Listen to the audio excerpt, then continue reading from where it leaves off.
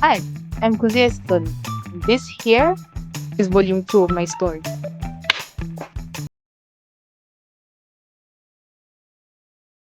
Can you describe a moment when you felt fully immersed in your craft and what triggered that feeling?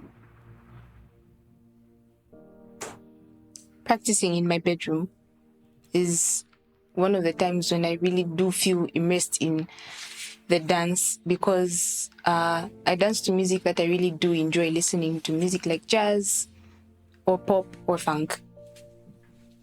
How do you balance the technical aspects of dance with the emotional expression? I balance it by developing my own groove. So after I've learned all the basics, the vocabulary of the style of dance that I want to learn or that I am doing, I develop my own groove. And so like I kind of turn all those technical things into my own thing. And what role does intuition play in your creative process? Especially with music that I'm not familiar with, I kind of just tend to do things without thinking. So I find it best to escort my body into the movement, the kind of movement that it's doing, instead of kind of force things. So yeah. How has dance helped you develop a sense of self-awareness and self-acceptance? Dance has helped me learn myself, how I function as a human being in general. It's helped me learn how my brain works. When in dance, academics, everywhere in general. Yeah. Can you share a transformative experience that changed your perspective on dance or life?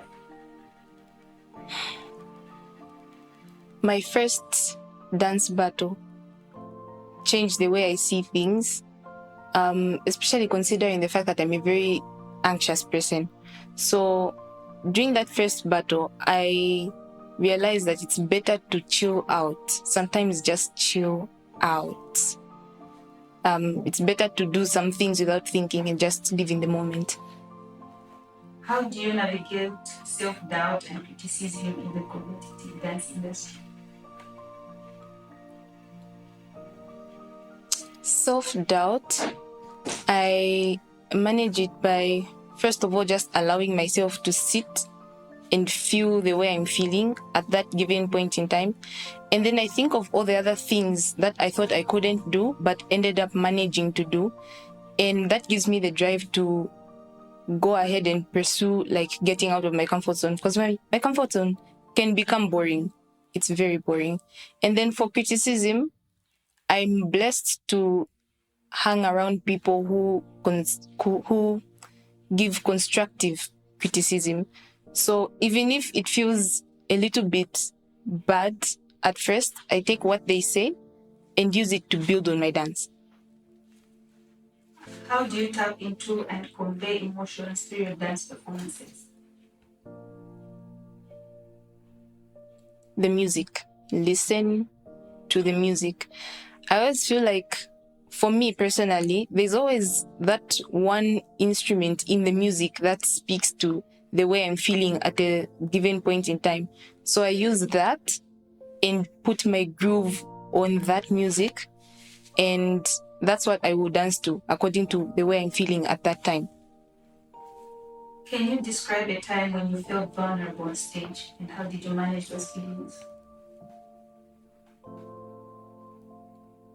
There was this one time I was supposed to do a judges showcase and I really didn't want to dance that day. I didn't feel like I could dance because I had been battling other things during the past week. So when they called my name, I was telling the other judges I did not want to go first. And they were just like, Khuziwe, go on ahead. So I stood up at first and I'm feeling very, very anxious. My friends are clapping for me and I feel like I don't want to dance. So I just paused for a bit, breathed, listened to the music, found the groove according to the way I was feeling at the time, and I just allowed my body to build on whatever movement I was feeling initially. How does your cultural background influence your approach to dance?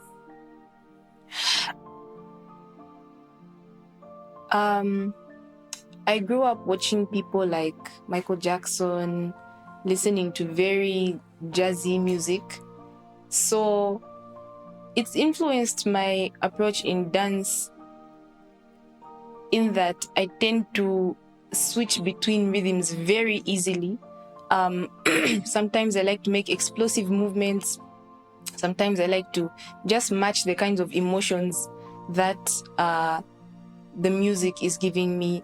Or there are times when I listen to a song and to me it sounds round or it sounds like a triangle. And so I try to like mimic the way the song looks or feels to me. Yes. How can you discuss the role of identity in your dance practice? How do you express your individuality?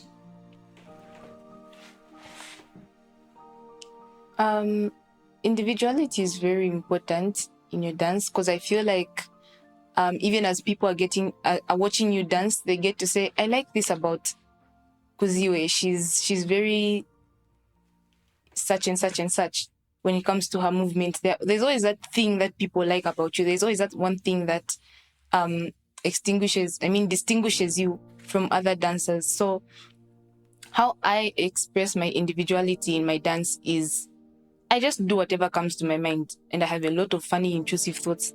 So I tend to walk around like this or just make funny faces as I'm dancing. And I feel like that's me expressing myself, and other people enjoy watching me expressing myself also. How do you navigate the intersection of traditional and contemporary dance styles? Well, how I navigate the intersection between traditional and contemporary dances, I tend to have favorites. Like I have favorites components from the traditional culture side of things and the modern kind of things. So it's like I may focus on the groove and whatnot, like the base, the foundations of some of these dance styles, and then fuse in a little bit of my own personality and my own like kind of favorites from the trends that I've been seeing around in present day. Experience that tested your physical or mental endurance, and how did you overcome it? Bojangles. I was hired there with a few other colleagues to go and entertain the customers. And they're telling us, you need to interact with the customers, you need to da-da-da-da-da. And then we're supposed to dance for like 2 hours from like 20 to somewhere around 22. So I'm thinking, how am I going to manage? First of all, I'm a shy person. I don't like interacting with people. Secondly, my endurance is very bad. Like I can't dance for a very long time. So what I did was pick up energy from the people that I was working with. They interacted very freely with the customers. So when they go to a table, I would go to a table. I interacted with some of the waiters also.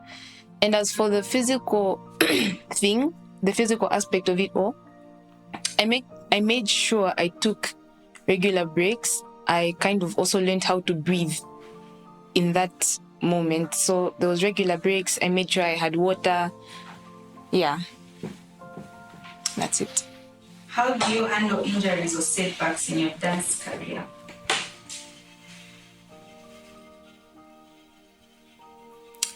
I handle injuries and setbacks by relaxing. If I've hurt myself, I won't force myself to do anything because I would like my body to heal completely before I start to do anything vigorous, because I need to be able to work at my optimal best. But also remembering to not lay there limp the whole day. I need to exercise a bit, just stretch a bit to make sure I don't lose functionality. What strategies do you use to maintain your mental and physical well-being in the face of pressure and criticism?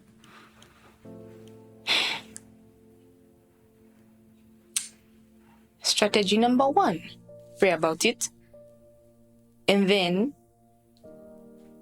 sit back because there are times when I really can't do anything about anything. So I just sit back and not overthink things.